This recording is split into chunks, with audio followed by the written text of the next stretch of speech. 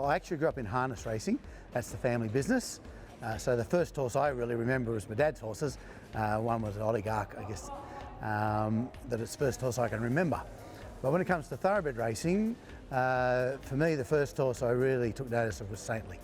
I think it was partly because of Darren Beedman, partly because of the name, and I suppose winning the Melbourne Cup is probably the race that really stands out for me as the first horse and race in thoroughbred racing that really took my attention. Because I hadn't been to a thoroughbred meeting until I became chaplain, or until I joined the chaplaincy. So it was a new thing for me, thoroughbred racing, even though I'd grown up around horses all my life and been to harness racing all of my life. It was something new. So I've been doing that for 12 years now, so I've come to really love the thoroughbred racing as well. It was always around in our background, but I didn't pay much attention until this role. When I think about it, there's the thundering of the hooves. I think that really inspires me. That's one memory that comes, and then some of the horses, obviously. And also for me, it's really about the people. That's what I'm here for, that's what my role's about. So I get enjoyment out of watching horses of people that I know.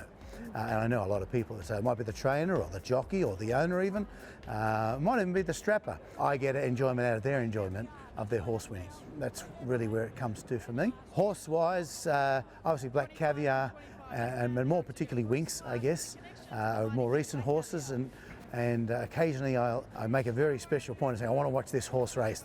I think the most recent of those is Very Elegant. I think I've got to see a Very Elegant race, and so yeah, I'll make sure I see that race. I don't always get to see the races. I'm busy down in the stalls talking to people, so often the races go by and I don't even notice, but there are a few particular horses like that I think I'm not going to miss this one, and I go especially to watch them go.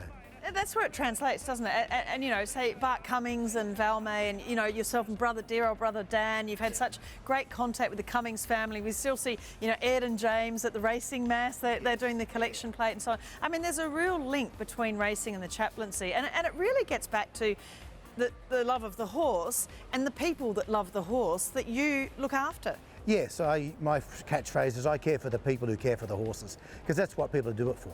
I mean, you think of the hours they work and things like that, not just the strappers and such, but I mean the trainers work really hard hours too, and everyone does. And the only reason they do that, by and large, is they love the horse. And so that's what drives them. I even find people who leave the industry seem to come back to it because they miss the horses. That's what usually brings them back, most of all.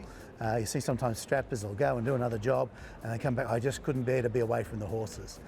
So yeah, it's something I've grown up with, I guess, with being around horses, having stables out the backyard and always being amongst them, and just watching them race is quite exciting.